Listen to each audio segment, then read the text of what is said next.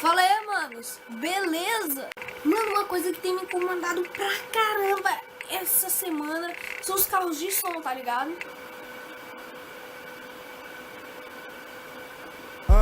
DJ!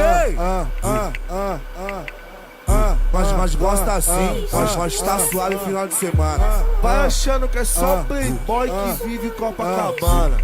Dá uma olhada no Jordão, tá tranquilo. Aí, dá uma olhada nas bandidas que tá com nós, tá favorável. Foca mais no sufoco, isso é o dilema da quadrilha. Faz o sinal da Robin. Mano, eu não sei o que se passa pela cabeça de quem tem carro de som não, tá ligado? Hoje eu passei com o carro de som ali pela avenida, tava cheio de pedestre, irritei 500 pessoas, ó.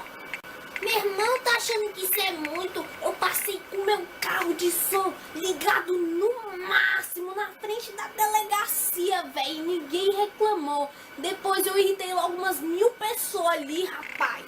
Mas tu não tá ligado que eu comprei meus alto-falantes hoje, velho.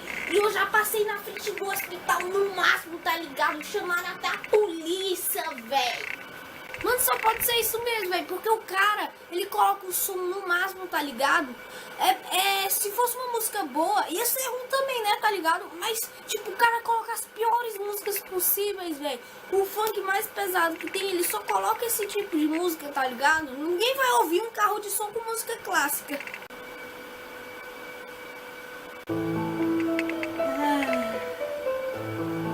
Então esse foi o vídeo. Se gostou, clique aí embaixo no gostei, comente o que você quer para o próximo vídeo. E eu quero ver recorde de like, 10 likes nesse vídeo, beleza?